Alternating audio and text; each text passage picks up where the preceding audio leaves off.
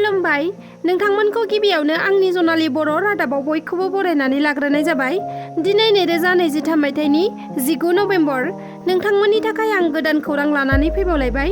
मिजिं थियो अननानै नोंथांमोना खौरांखौ जोबजासे नायलांगोन होनना।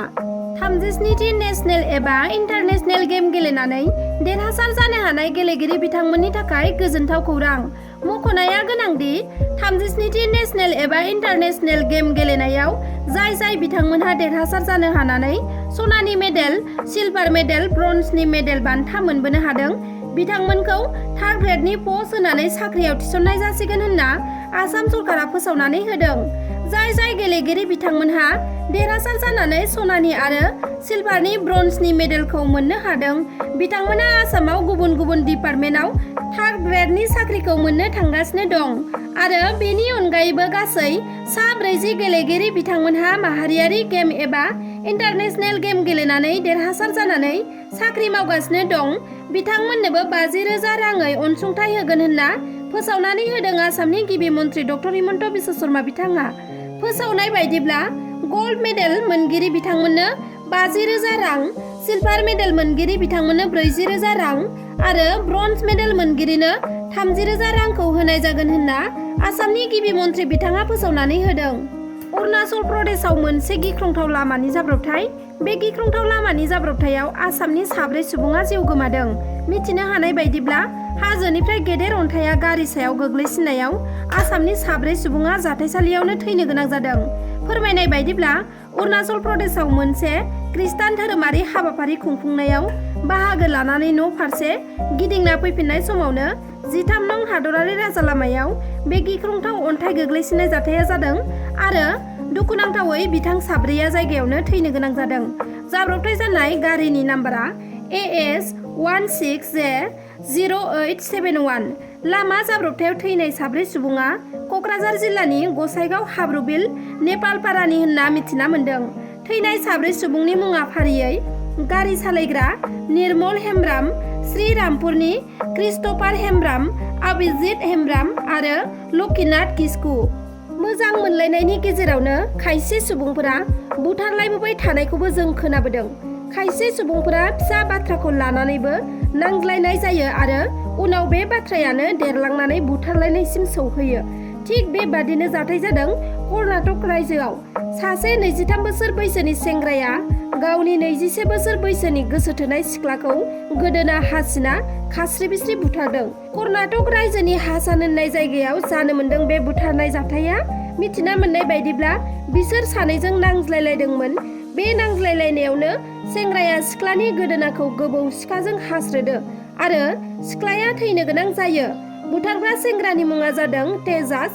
उनाव जाथायखौ खौरां मोननानै कर्नाटक पुलिस बिफाना तेजासखौ एरेस्ट खालामबाय। डक्टरनि बिसिया डक्टर जानानै अपारेशन खालामनाय जाथाया सोराङाव फैदों। खोनायोब्ला सोमोनांथाव आरो साननो गोनां बाथ्रा। खायसे सुबुंफोरा रांनि थाखाय डक्टर जाफ्लाना अपारेशन खालामनाय बायदि बेरामखौ फाहामनो लानानै बेरामिफोरखौ फाहामनो हायैयाव नंखाय डक्टरफोरा हमजाबोबाय थानायखौबो जों नुबोदों। थिग बेबादिनो जाथाय जादों दिल्लीयाव। नंखाय डक्टरा डक्टर जानानै अपारेशन खालामनायनि दायाव हमजादों दिल्ली पुलिसजों।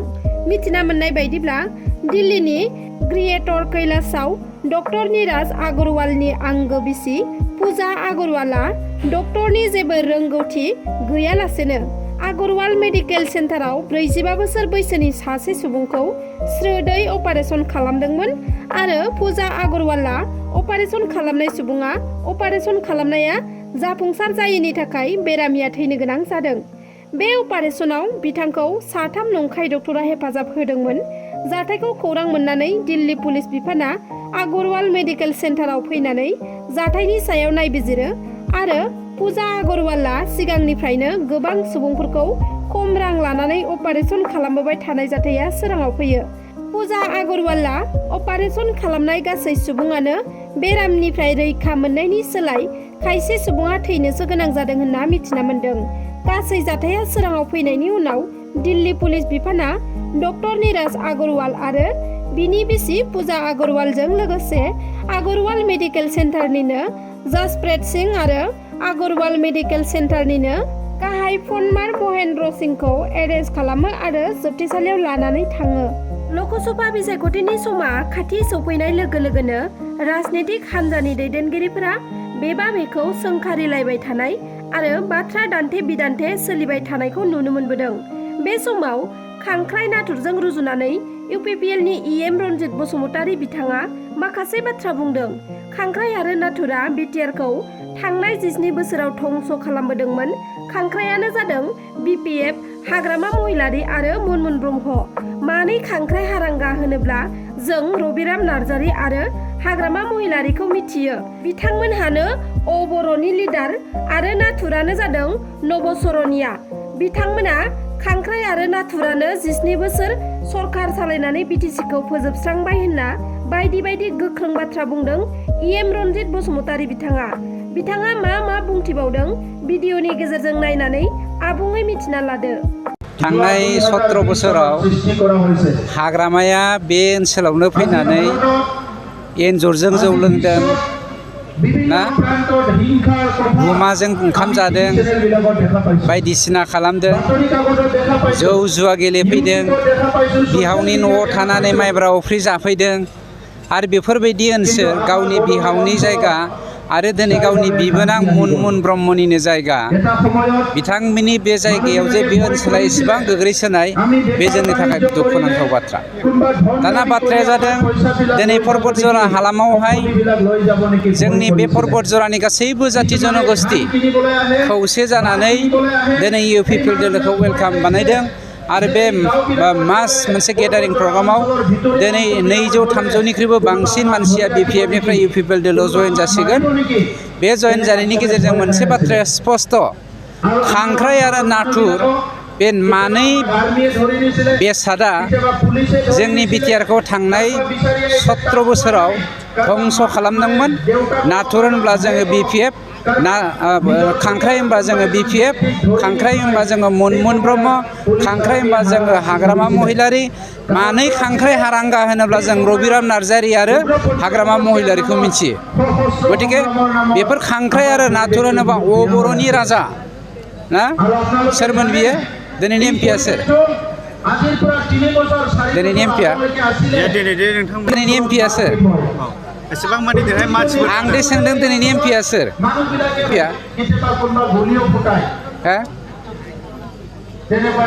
एमपिखौबो गोसोआव गैया जोंनि मानसिफ्रा।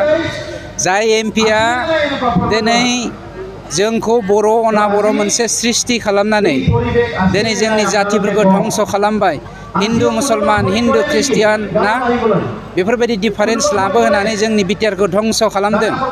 बर' अनाबर'नि गेजेराव माने मिसआन्डारस्टेन्डिं मोनसे सृष्टि खालामदों। बेफोरबायदि नबसरनियाया जे नाथुर बायदि जोंनि समाजखौ धंस खालामबाय, बेफोरबायदि नाथुर आरो खांख्राइनिफ्राय जोङो मुक्त मोननो थाखाय जों दावहा नांदों। बे दावहाया जादों खौसेथिनि दावहा, बे दावहाया जादों जौगाथायनि दावहा, बे दावहाया जादों जोंनियाव गोदान मोनसे मिथिंगायारि बा जोंनिया मा होनो जोङो मोनसे मा होनगोन एग्रिकालचारेल रिभलिउसन लाबोनायनि मोनसे दावहा, ग्रिन रिभलिउसन लाबोनायनि दावहा। 100% बावहाय मुसलमान डमिनेटेड एरिया, बे एरियाया मेक्सिमामलि, खिन्थु मुसलमानफोरखौ बिपिएफआ आरो बर' संगठना ओरैबायदि माने मा खालामदों, मोनसे गाज्रि थासारिजों बिथांमोनखौ दैदेनदों। बे मुसलमानफोरखौ जन्थुनिख्रुइबो बांसिन मोनसे माबाजों दैदेननायनि जाहोनाव दिनै बे हालामा जौगानो हायाखै। गतिके बे ओनसोलनि मुसलमानफोर, बे ओनसोलनि राजबंशीफोर, बे ओनसोलनि राभाफोर, बे ओनसोलनि बर'फोर, बे ओनसोलनि आदिबासिफोर गासैयै जथायै खौसे जानानै दिनै इउपिपिएल दोलोखौ एमपि इलेक्सनाव देरहाहोनानै जुगामि मोनसे सान्थि गायसननायनि लामा दिनै जोङो सृष्टि खालामनो थांगासिनो दङ। दिनैनि खौराङा बेखिनियानोमोन। नोंथांमोना आंनि खौरांखौ जोबजासे नायजोबलांनायनि थाखाय रोजा रोजा साबायखर थाबाय। आरो नोंथांमोना आंनि खौरांखौ नायनो मोजां मोनदोंब्ला अन्नानै लाइक, शेयार, साबस्क्राइब खालामनानै होगोन होनना मिजिंथिबाय। एसेनोसै, गोजोन्थों।